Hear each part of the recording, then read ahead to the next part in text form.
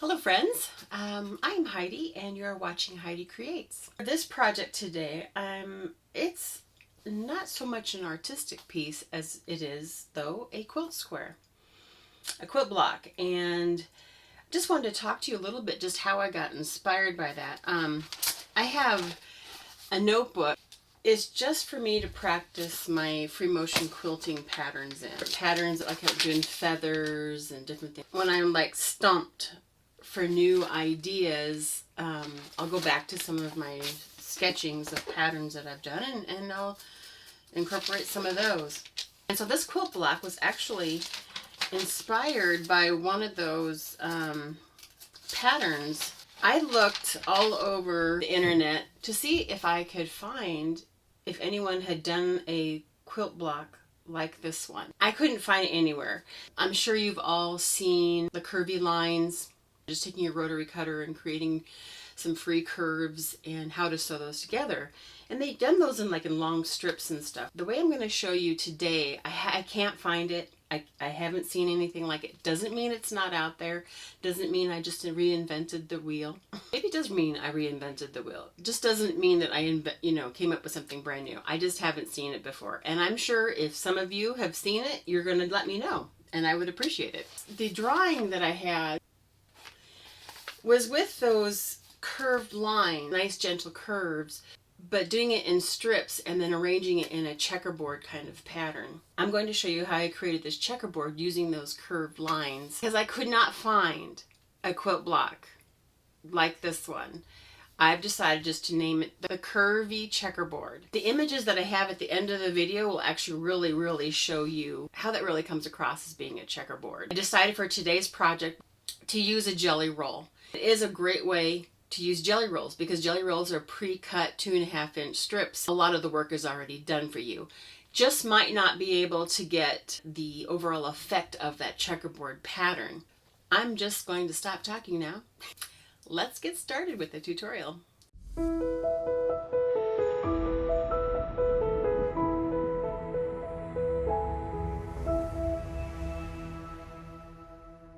First things first with our jelly roll is that we need to divide this into groups of 4 strips that have really good contrast.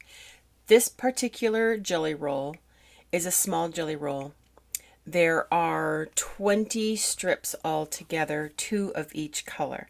So I divided them all evenly, got colors here that they're hues, they have good contrast. So I got light, dark, and it's important because it's going to really make these wavy lines show up really well.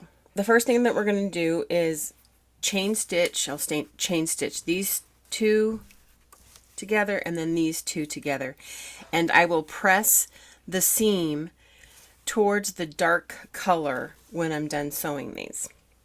I am using a 9014 needle, an all-purpose thread, just a polyester, and I'm using a 1/4 inch seam allowance on all of the seams. It's going to be difficult to see this, but I have my dark light. Seams are pressed to the right here towards the dark colors. I haven't sewn these two strips together yet.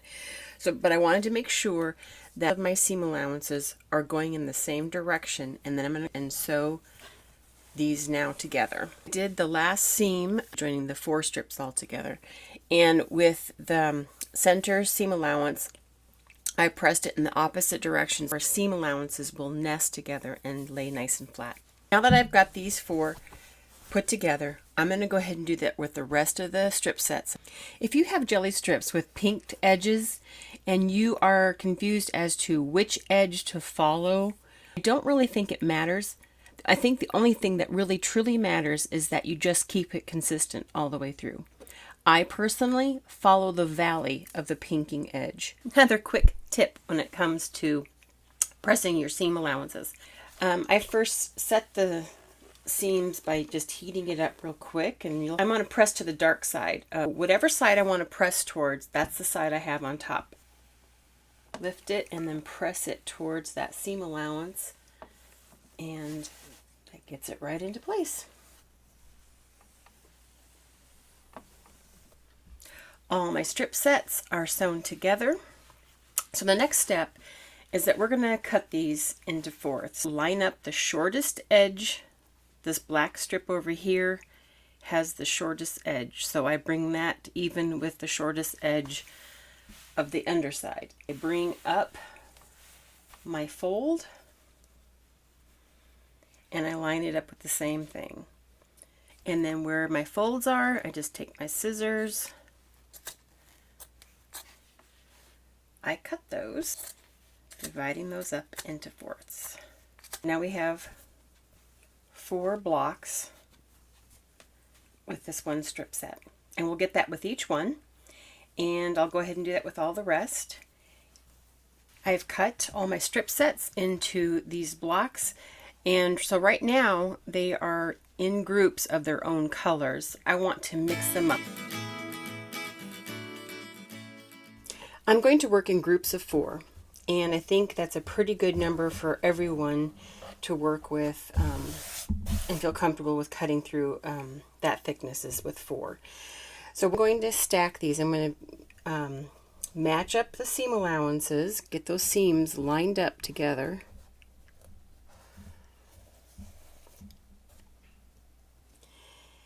And because I can see that this pink here is on, this side, I'm going to make sure this one is on the opposite. Don't want it to be, what I'm trying to say is I don't want it this way. So I'm going to turn it the opposite direction. Just trying to alternate colors. Get my seam allowances all lined up there. And I'm turning this one this way. Make sure that's good. Okay, I have them all lined up. Now, this might be scary for some of you, but don't be scared. We're just going to delve in. So what we're going to do is we're just going to do random curves, and I like to start in the center. So I'm just going to, like an S curve, just go in, and then once I start it, and I grab it from behind so that it doesn't move on me too much. And I make a little gentle S curve. Doing to the right, because this curve veered off to the left, I want this side to veer off to the right. Kind of go in opposite directions. Come in like an hourglass shape.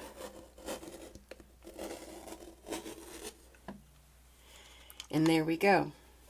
I'll show that to you. I'll pull those apart so you can see those a little bit better. So I've divided those up into these gentle S curves. Let's just number these. This is stack 1, 2, 3, and 4. We do not want to confuse that. We just cut these apart. We don't want those together. So I'm going to pull that up here. That's 1. This is 1. And so forth. Okay, I'm dividing those up. So what I'm doing is I'm mixing the colors up. See all that? There's one right over here too. So there's one over here and one. These are all stack number 1. Stack number 2, I'm going to take that and distribute them.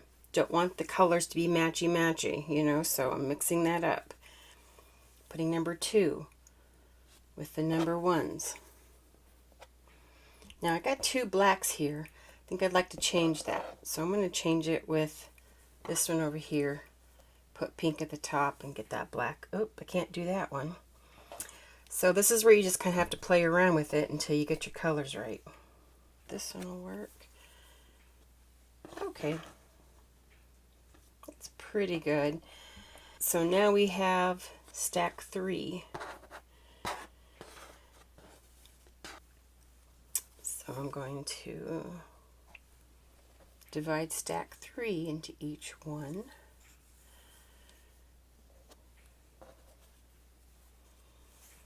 I have these 2 over here that match.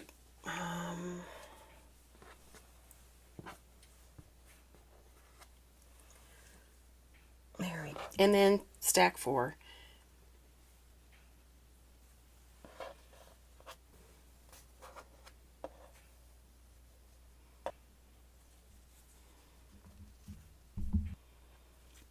I lay them down, and then once I notice that something is matching, I move them around. So there we go. We have our 4 squares put back together, but with different pattern sets. Now is we're actually going to sew all of these back together. I keep 1, 2, 3, and 4. So I take this pile and I'm going to just set it right on top in the order that I'm going to be sewing them together.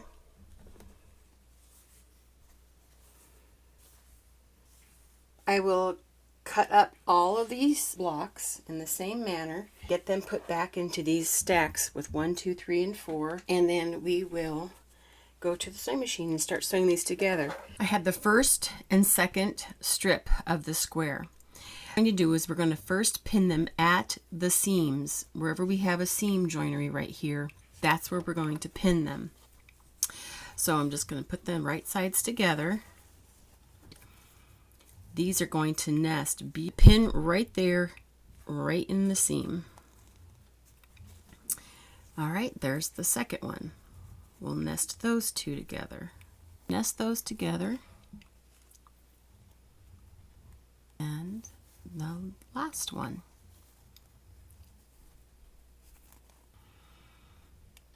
Now you're looking at this, you're going, well, this curves out. This is concave, this is convex. Or concave, convex. How do we do that? Well, we're just going to pull where it's concave and pull it up so it'll meet that. And you can pin that. You can do that while you're sewing, or you can pin it. So I'll go ahead and pin it just to show you that it can be done with pinning. But I think you'll get to a place where you're really comfortable with this, and you won't even need to use pins. I don't have to use pins anymore, but there's no shame in using pins. If you're comfortable with them, do it. Lining them the edges up. This is not scary, believe me. Okay, and you're like, oh my gosh, it doesn't lay flat, but that's okay. The part back here doesn't, but up here where the edges are, that's where it counts. Those lay flat. All right, so we're going to go ahead and again use the 1/4 inch seam allowance and sew that together. Make sure as you're sewing, when you get to a pin, that you pull it out. When I get to where there's a seam allowance, I will keep that pin in there just until I get that needle down right inside of it, and then I'll pull the pin out.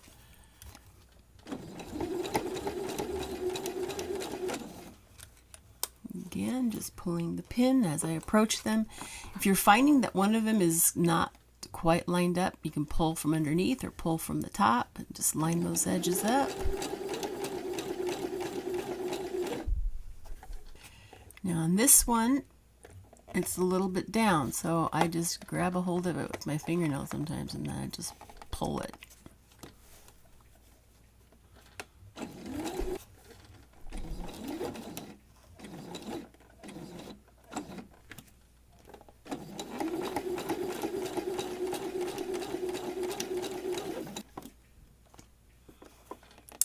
We're on the home stretch. And there we go. Look at that. The seams all match. I think actually this is upside down because this is 1 and this is 2. And then you'll grab number 3. And I'll pin it together exactly the same way. And sew those together and just continue doing that until you have all your squares together. You may find that while you're trying to sew these together, that you're having a problem with maybe some pleating, or the fabric is bunching and you're not figuring out how to work that out. Well, sometimes all I have to do is just lift with the needle down in the fabric, just lift the foot, and then just actually a lot of times just shifting the fabric underneath or even on the top. It just flattens everything out and you can keep going. Let me see if I can. It's when you're making that shift from one curve to another that you're finding the pleating is happening. But a lot of times too, if you just gently ease the fabric around the other curve, it works out just fine. So now it's time to trim these squares down to 8-inch square. And pretty much I just put it on my little cutting board here and divide the difference. So I'm cutting off about the same amount from each edge. Maybe sometimes it's a little bit more on one end. 3 and 11 on this cutting board. And there we go. So I'll just do this with all of them. I'm going to show you how I'm finishing this particular quilt. Is it the best way? No. Is there a better way? Definitely. But I'm going to show you what I decided to do. Because it's a small quilt, I should have just gone with just doing the traditional quilting method. But I decided to kind of treat it almost like a quilt as you go. But anyway, here's how we're doing it. I cut 11-inch squares of my backing material. On top of that, I'm placing 11-inch square of batting. And this is Warm and Natural cotton needle punched batting. I'm taking my finished 8-inch square and I'm centering it in the middle of this. Roughly have about 1.5 inches around. Pinning it in place so that it doesn't shift on me while I'm sewing it. I'm going to sew on one side of each of these curved lines, about 1/8 of an inch away. I have my machine set up on a straight stitch. I have my needle length set at a 3.5. I also want to point out that, hopefully you can see this, I'm starting my stitching off of this square. I'm not starting it on the square because my backing, there's nothing going to be added to it. So I don't want my stitches just hanging loose there in the middle of the square. So I'm going to start my stitching all the way from the edge, follow the curve, go all the way to this edge, all the way to the cotton batting edge, and then come back. So I'm alternating the direction. There's 3 lines to follow. I'm only doing those 3 lines this way, then back this way, and then down this way again. Just wanted to show you that, the lines of stitching I had to do all the way to the edge. Even though on the front, the panel, the square, the quilt square does not go all the way to that edge. But we're going to be adding border on here.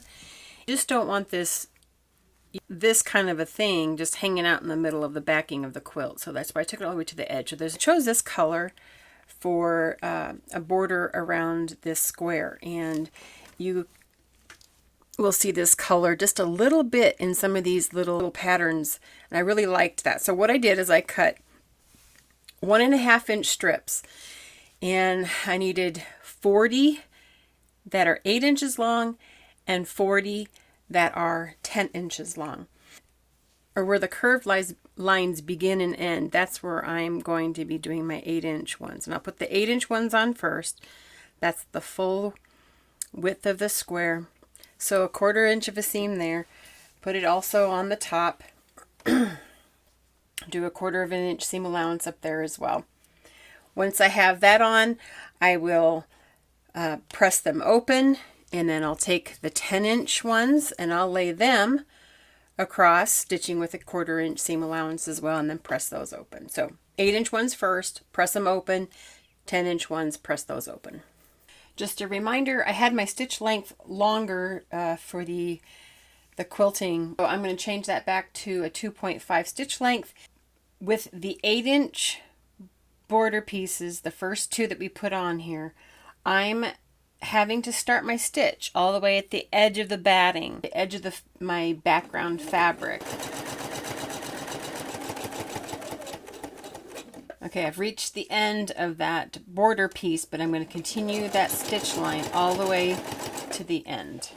All right, I've pressed those 2 open, and then now it's just taking the 10-inch pieces. And with these, you can just start at your stitching right where you see your quilt top, because that's the last stitch, and everything else will get cut away after these are pressed open. I have all the borders sewn on to the quilt square. And now I'm going to go ahead and trim each of these to the actual size that with the added border on, which is 10 inches square. To join the squares together, I'm going to use sashing on the front side, and then I'm going to use the backing fabric for the strips on the back side. So what we need for the front on the sashing, we need 2-inch wide strips that are 10 inches long. On the backing, we need 1-inch strips that are 10 inches long. These 2-inch strips are going to be used for the front. I'm going to actually press these in half, and I'll go ahead and do that with all of these and come back. This is just one of many, many, many ways to join your finished squares together. And on the front side, I'm going to take the 2-inch piece that I pressed in half, and I'm going to lay it along the side edge. I'm connecting the rows that go from left to right.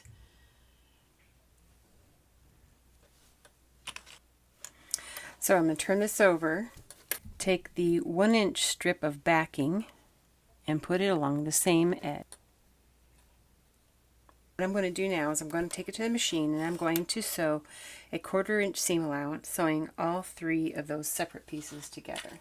I've sewn all them together, and this is the back, and right now I actually want to just sew the back now. We're just going to leave the front alone. I'm going to take the next square and make sure so I'm going to sew the backs sides together. Line these edges up.